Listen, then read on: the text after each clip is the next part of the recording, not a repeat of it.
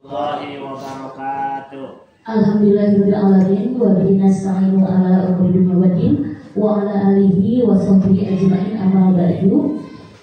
Ibu Kepala SMP Negeri 4 Jatinangor yang saya hormati, Ibu Bapak rekan guru SMP Negeri 4 Jatinangor, mungkin di sini saya akan sedikit berbagi ilmu yang waktu itu saya pernah pelatihan di Kabupaten Sumedang selama 4 hari.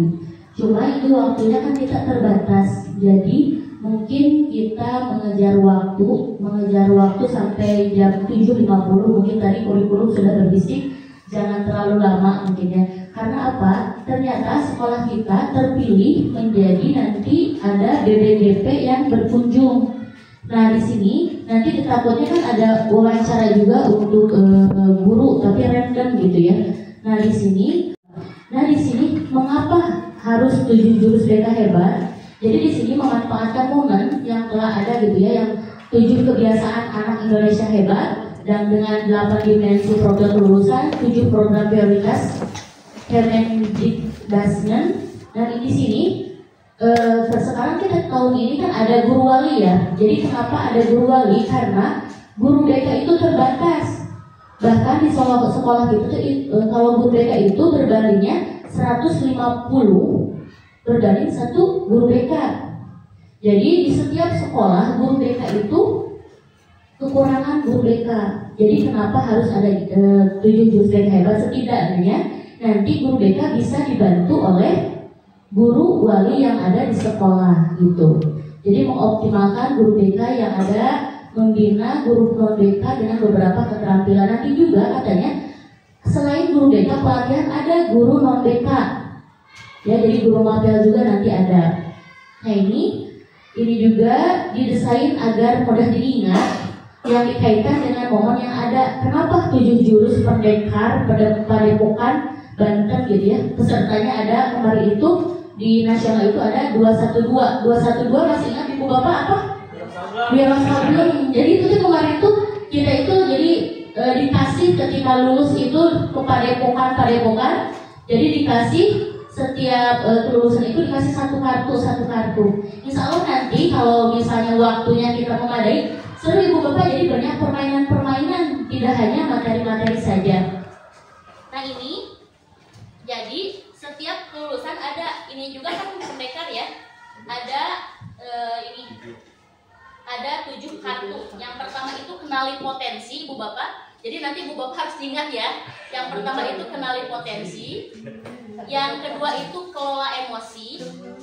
Yang ketiga tumbuhkan resiliensi.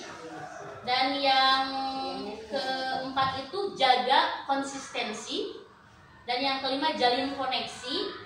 Yang keenam bangun kolaborasi. Dan yang ketujuh itu adalah menata situasi. Nah kemarin saya itu OJL itu harus 2 jurus yang harus diterapkan. Cuma alhamdulillah di SMP 4 itu guru BK-nya dikasih panggung Bu ya. Kalau guru-guru yang lain mah susah untuk menerapkan jurus karena tidak ada jam. Kalau di sini mah alhamdulillah guru BK, makanya saya ucapkan terima kasih kepada guru-guru yang sudah memberi waktunya lumayan untuk beberapa jurus. Jadi alhamdulillah saya terapkan semua jurus. Kalau untuk jurus untuk siswa itu jurus 1 sampai jurus 5. Nah jurus yang ke-6 dan jurus ke-7 itu untuk untuk gurunya menata situasi, membangun kolaborasi seperti itu. Nah di sini juga, nah ini kenali potensi kemarin saya juga menerapkan ke semua kelas di sini. Jadi pengenalan potensi menjadi fondasi yang paling penting. Kan dari kita sudah 3 tahun ya alhamdulillah. Jadi kemarin juga sudah Aku Pintar Bu, sudah mendeteksi minat bakat anak melalui Aku Pintar. Jadi kita kan tidak ada psikotes. Jadi melalui Aku Pintar, cuma kemarin ada hambatan pas di 8B terakhir. Jadi Aku Pintarnya itu udah ditutup. Nggak tahu misalnya guru BK seluruh Indonesia, jadi nggak tahu berbayar, mungkin nantinya kan kemarin itu gratis, kita bisa mengaplikasi. Di Aku Pintar itu nanti ibu bapak bisa kalau udah normal lagi bisa mengidentifikasi tentang minat, tentang bakat, tentang gaya belajar, terus tentang kepribadian di Aku Pintar itu. Cuma sekarang linknya itu udah tertutup, nggak tahu banyak yang akses sepertinya. Nah kemarin saya menerapkan itu melalui kenapa anak-anak izin kemarin beberapa kelas menggunakan HP, jadi untuk memudahkan. Di sini Aku Pintar itu insya Allah datanya akurat. Nah di sini kenapa? Karena ternyata ya kita sebagai guru itu kecerdasan itu kan yang jago fisika, terkadang yang jago matematika itu cerdas. Tetapi ternyata kecerdasan itu ada 8 kecerdasan. Ada cerdas linguistik verbal. Oh iya. Ya ada. Ya. Cerdas, cuma cerdasnya bervariatif masing-masing. Seperti ini kecerdasan, cerdasnya cerdas linguistik verbal, ada cerdas interpersonal, ada cerdas naturalistik, cerdas musikal, cerdas logikal matematika, cerdas intrapersonal, cerdas body kinestetik, dan cerdas visual spasial. Terkadang kita itu yang cerdas itu terkadang yang matematikanya bagus, ya, terkadang yang fisikanya bagus, yang terkadang yang angka. Ternyata kecerdasan itu ada 8 kecerdasan majemuk. Ya, ada kecerdasan majemuk. Anak-anak kita juga semuanya cerdas. Yang jago apa? Yang jago main bola berarti kecerdasannya adalah kecerdasan apa Ibu Bapak? Kinestetik. Nah di sini. Terus ada juga kalau yang suka puisi, itu kecerdasannya apa coba? Linguistik verbal. Misalnya yang bisa bergaul dengan orang lain, mudah bergaul, interpersonal. Terus yang misalnya yang bisa mengelola emosinya sendiri, intrapersonal. Itu ternyata bakat-bakat dan kecerdasan anak-anak kita itu banyak ya. Nah di sini juga selain kecerdasan ada juga mengenai 3 gaya belajar. Yang pertama itu gaya belajar visual, gaya belajar auditori, dan gaya belajar kinestetik. Nah di sini mungkin kalau lebih visual itu jadi senang membaca dan mencatat. Kayak auditori senangnya berdiskusi atau mendengarkan. Kalau belajar kinestetik senangnya dengan apa? Dengan bergerak seperti olahraga atau bermain peran seperti itu. Nah itu. Nah yang kedua Ibu Bapak berhubung ini tak ada sebetulnya permainannya, cuma waktunya Ibu Bapak ya ini tinggal 20 menit lagi. Nah di sini ada kelola emosi. Nah ini mungkin kita yang sudah PPG itu ada ya, social emotional learning. Jadi guru itu dibekali keterampilan untuk membantu muridnya mengenali, memahami, dan mengelola emosi mereka secara sehat. Dari sini mungkin kemarin saya itu suka ini morning check in. Jadi terkadang anak-anak itu ke BKT kan takut, jadi jarang mengungkapkan, terkadangnya malu. Di sini ada morning check in, jadi anak-anak itu bisa deteksi. Terkadang ada yang curhat sendiri gitu ya, dengan tulisan itu malahan ada yang sampai belakang. Jadi kemarin anak-anak disuruh menggambar. Ini kan ada mukanya yang kosong. Jadi disuruh menggambar anak-anak disuruh berkreativitas sendiri. Nah ini perasaanku hari ini seperti apa? Ada yang senang, ada yang capek, ada yang takut, ada yang grogi. Terus di sini alasannya apa? Jadi kita tuh secara tidak langsung anakku curhat di sini. Terkadang sama ibu bapak guru, sama guru BK itu terkadang malu juga anakku gitu ya. Dengan di sini mengungkapkan semuanya. Nah, kelola emosi juga kemarin saya juga menggunakan topeng ini. Kemarin namanya Bu Sri, kenapa Bu Cucu katanya bawa kaca ya? Jadi anak-anak tuh suruh berkaca. Jadi berkaca, coba ekspresikan perasaanmu hari ini gitu di kaca. Ternyata pas di kaca itu senyum. Tapi pas ngisi ini ada satu sisi Ibu Bapak ya, ada satu sisi ini, ada yang ini ada yang senyum, yang ini ada yang menangis. Jadi di sini satu sisi yang orang lain ketahui tentang kita, ya. Di satu sisi ini orang lain yang tidak diketahui gitu, perasaan kita yang orang lain tidak ketahui. Ternyata di sini anak-anak mengungkapkan isi hatinya di sini.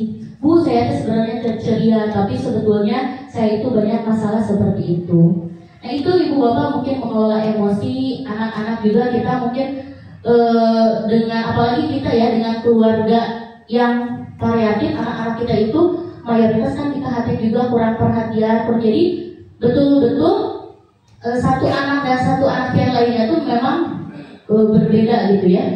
Nah di sini, nah ini ada menyadari diri, mengelola diri, mengambil keputusan yang bertanggung jawab, terampil berealisasi dan peduli sosial. Jadi anak dituntut untuk mengelola emosi, jadi dituntut untuk peka terhadap orang lain. Nah di sini, nah ini ada kelola emosi. Nah ini di sini kita yang waktu itu mungkin belajar ini ya. Jadi ternyata otak kita itu ada pawangnya. Nah ini korteks namanya. Terus ada bunglon, limbik, terus ada dino. Jadi sekarang kalau misalnya kita emosi, kita itu harus bisa dikendalikan oleh neokorteksnya. Jadi kalau misalnya ini dino-nya keluar, jangan sampai dino ini keluar. Jadi kita pegang oleh neokorteksnya gitu. Ya, misalnya kita mau marah, sekarang udah tahu misalnya cara mengelola emosi itu seperti apa. Ini ada pawangnya. Oh kita itu misalnya kalau berbuat ke anak, misalnya anak-anak kalau misalnya ada masalah sama temennya, coba ini kalau misalnya berkelahi atau nenggel ke temannya kan akibatnya apa? Ini anak tuh disuruh ini kelola emosi. Tapi ini juga bermanfaat untuk kita. Ternyata ibu-ibu, bapak-bapak juga ya, untuk mengelola emosi. Jangan sampai otak reptil kita itu terbuka.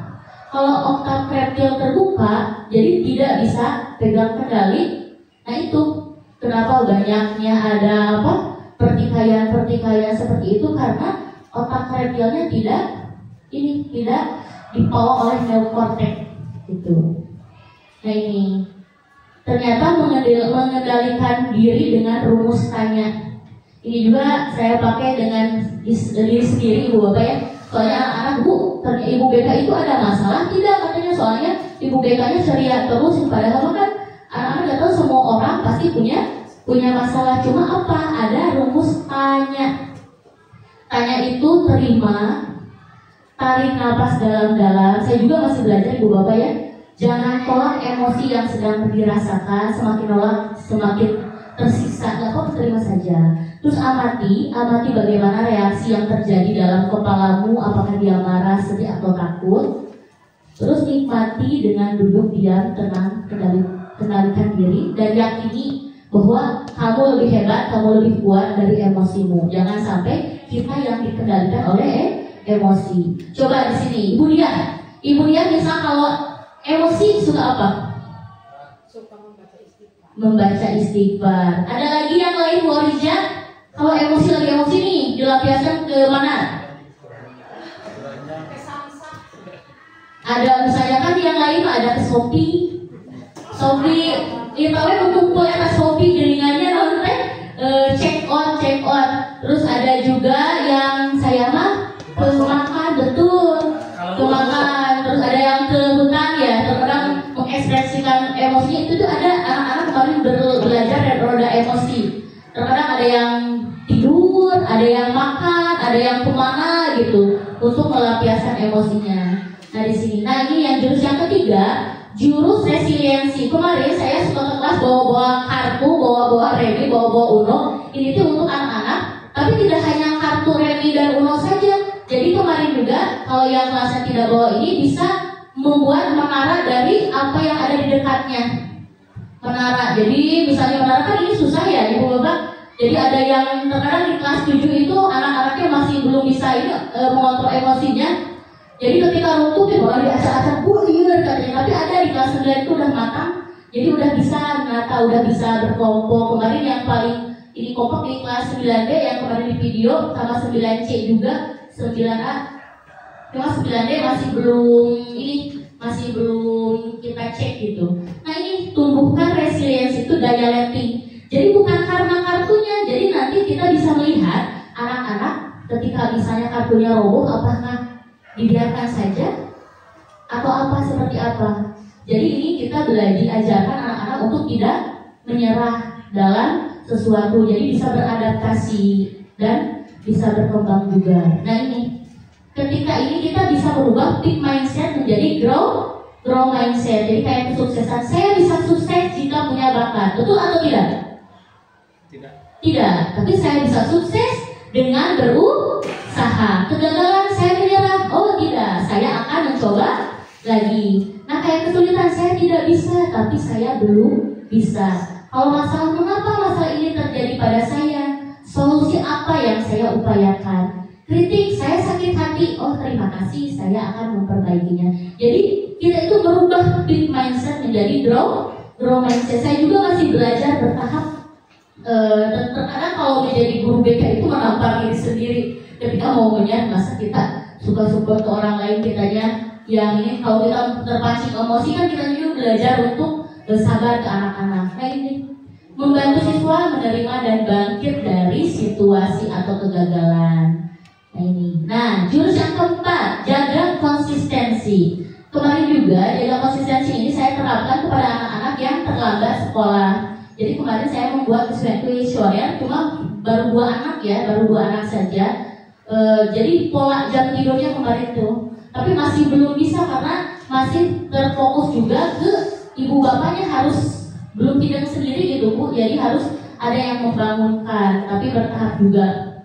Nah ini ibu bapak, pembiasaan berbasis kesadaran. Kalau disiplin biasa karena faktor eksternal seperti paksaan, membentuk kepatuhan tapi jangkanya pendek. Tapi kalau disiplin positif karena kesadaran internal, menumbuhkan tanggung jawab dan jangka panjang. Misalnya ada yang siswa yang terlambat, jangan langsung dijudge terlambat, namanya keberangan gitu ya. Coba ditanya dulu misalnya, oh kenapa kesiangan? Takutnya kan ada di rumahnya apa gitu ya. Banyak juga anak-anak kita yang kesiangan, ada hal-hal yang di rumahnya, misalnya ada gangguan keluarganya seperti itu. Nah ini kita juga bisa disiplin biasa, tapi jangka pendek hanya kepatuhan saja, rasa takut saja kepada guru.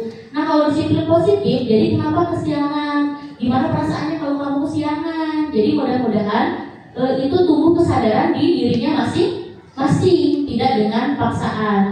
Jadi mudah-mudahan besok mah tidak kesiangan lagi, tapi benar-benar itu tuh benar kita tuh harus menjaga emosi juga gitu ya. Terkadang siat hari atau keberangan kayak gitu.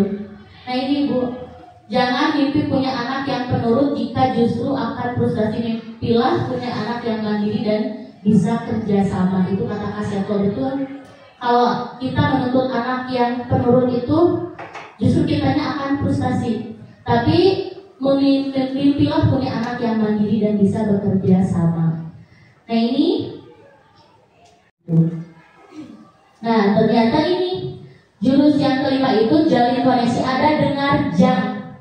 Ternyata sekarang itu kita sebagai guru itu harus lebih banyak mendengarkan. Saya juga terkadang kan banyak berbicara juga, tapi sekarang lagi belajar lebih banyak mendengarkan orang lain. Terkadang kita itu ingin mendengarkan orang lain, tapi kita tidak pernah mendengarkan orang lain. Kita ingin saja dimengerti orang lain, tapi kita tidak pernah mengerti orang lain. Ini ada dengar jam. Dedikasikan tubuh dan jiwa kita. E-nya ekspresikan, diperlihatkan. N, netralkan posisi, gangguan hilangkan. Amati pembicaraan, respon dan jangan dipotong. Ini berlaku juga untuk kita. Misalnya saya ngobrol dengan Pak Arif. Misalnya Pak Arif, saya gini, Pak Arifnya main HP, enak tidak? Terus duduknya kita ternyata ini tuh ada ya, ada aturan duduknya. Jadi nanti saya insya Allah sharekan ke grup juga. Jadi tatapan mata. Tapi ini guru BK itu, kalau guru BK perempuan itu memang agak susah ke anak-anak yang laki-laki ya, dengan sentuhan kan berbahaya juga. Jadi kalau ke perempuan bisa misalnya menetralkan mata, melihat, jangan sampai anak berbicara kita kemana. Apalagi ini yang musuh kita itu HP. Jadi sekarang mah HP itu kalau anak-anak yang konsultasi disimpan saja dulu ibu bapak. Walaupun kita tidak memecahkan masalah anak, tapi setidaknya anak dihargai. Oh ibu bapak tuh misalnya respon ke kita, dedikasikan tubuh dan jiwa, ekspresikan oh iya, oh gimana gitu ya, jangan sampai fokus ke HP. Jadi semua gangguan-gangguan hilangkan, amati isi pembicaraannya dan respon. Nah ini nanti mungkin ibu bapak guru wali juga bisa menerapkannya. Kita sama-sama belajar dengar jam. Jadi lebih banyak mendengarkan daripada berbicara. Nah seperti itu. Nah ini jalin koneksi itu ada segitiga restitusi juga. Jadi segitiga restitusi itu menstabilkan identitas, menjelaskan bahwa setiap orang pernah melakukan kesalahan, bisa kesiangan. Oh nggak apa-apa, semua orang pernah melakukan kesalahan. Jadi nanti validasi tindakan, kenapa kamu tuh bisa terlambat? Kenapa kamu tuh tidak mengerjakan PR? Jadi nanti terus menanyakan keyakinan, jadi mengajak siswa untuk bertanggung jawab. Nah ini pendekatan konseling realita ini tentang ini BK-nya. Nah yang keenam, membangun kolaborasi. Ternyata kolaborasi multi pihak sangat diperlukan dalam upaya mendampingi perkembangan murid. Guru perlu menjalin kerjasama aktif dengan orang tua, ada guru paguyuban orang tua, tenaga pendidikan dan komunitas di sekitar sekolah agar dukungan terhadap murid tidak bersifat parsial. Jadi kita dari kepala sekolah, guru mapel, wali kelas, guru BK, semuanya harus bekerja sama dengan satu tujuan untuk membangun, apalagi sekarang karakter murid mungkin ya, karakter murid yang lebih susah. Nah ini indikator perlunya kolaborasi. Kemarin ya kita yang alur gitu ya. Ternyata di sini penanganan masalah murid itu ada ini, ada dari kepala sekolah. Ini nih sedang guru piket dulu, guru piket, guru mapel, guru orang tua, bisa ke guru BK. Masalahnya langsung ke peserta. Nah ini ada mitra-mitranya, ada guru BK, konselor, psikolog dan dokter ahli. Mungkin ini ketika misalnya guru BK tidak bisa menyelesaikan kasus, kita langsung ke kepala sekolah. Terus ada mitra-mitra juga, seperti kemarin ya kita misalnya di kelas 9D juga kan ada. Itu sebetulnya dari kelas 7 Jason itu tuh harus referral kasus ke psikiater. Cuma mungkin orang tuanya nggak tahu, sibuk, nggak tahu apa alasannya, masih belum ternyata Jason itu. Tapi sekarang mudah-mudahan saya mau bicara sama orang tuanya, soalnya kasihannya apa? Ketika pembelajaran juga kan kebetot-betot gitu ya, kasihan juga. Nah ini ada ternyata ini juga ya, murid bermasalah itu seperti apa? Misalnya presensi kehadiran, referensinya bukti kehadiran dan dari tim kesiswaan, murid mendapatkan bimbingan, ada masalah ketidakdisiplinan. Ini nanti saya akan share ke grup juga. Nah ini membangun kolaborasi. Ketika ada misalnya masalah, nanti kita lihat dulu identifikasi masalahnya, diskusi awal dalam konferensi kasus, penetapan tujuan dan strategi, implementasi dan monitoring, evaluasi dan tindak lanjut, dokumentasi dan komunikasi. Nah ini menata situasi. Lingkungan belajar yang aman, nyaman, dan menyenangkan menjadi syarat yang penting bagi tumbuh kembang murid. Jadi guru dilatih untuk menciptakan suasana kelas dan sekolah yang mendukung kondisi psikologis positif, bebas dari kekerasan, tekanan, dan intimidasi. Penataan situasi ini menjadi cukup kesiapan ruang fisik, tata tertib yang adil, serta iklim sekolah yang menghargai perbedaan dan inklusi. Nah di sini Ibu Bapak ya. Nah ini juga kita harus prinsip pengurangan resiko, ada ancaman, kerentanan, dan kapasitas. Jadi semakin banyak resiko, tapi kalau kapasitas kita guru-gurunya tidak di sini kompak, insya Allah ancaman dan resiko itu tidak akan muncul ke permukaan. Nah ini juga aman. Indikatornya aman, bebas dari kekerasan fisik, psikis, verbal, dari atau seksual, aman secara digital, aman dari bencana, lingkungan sehat dan bersih. Nah sistem yang dibangun menyediakan kotak curhat aman, melakukan screening ringan perilaku agresif, melatih murid dan guru menjadi peer mediator dan sahabat anti bullying, membuat SOP perlindungan murid bersama kepala sekolah. Nyaman juga ini relasi yang empati antara guru, murid, dan staf. Menggembirakan, jadi pembelajaran juga tidak hanya ceramah saja, bisa pembelajaran yang interaktif. Jadi biar anak itu tidak jenuh. Jadi waktu ruang bermain yang cukup dan pengembangan minat dan bakat. Nah, terima kasih. Wassalamualaikum warahmatullahi wabarakatuh. Jadi kalau kenali potensi gini ya. Kelola emosi, tumbuhkan resiliensi, gitu ya. Jaga konsistensi dan jalin koneksi, membangun kolaborasi dan menata situasi. Siap? Wow, poin ya, nanti biar di YouTube ya. Siap. Oh ya. Oke. Ayo ibu bapak, gerak-gerak, ayo. Ayo semangat sebelum kita ke kelas. Murid mandiri dan kuat, tumbuh di lingkungan sehat. Bersama guru yang hebat, penuh cinta dan bersahabat, mendidik dengan tulus, gunakan 7 jurus. Kenali potensi, kelola emosi, tumbuhkan resiliensi, jaga konsistensi dan jalin koneksi, membangun kolaborasi dan menata situasi. Oke, ayo gerak, semangat.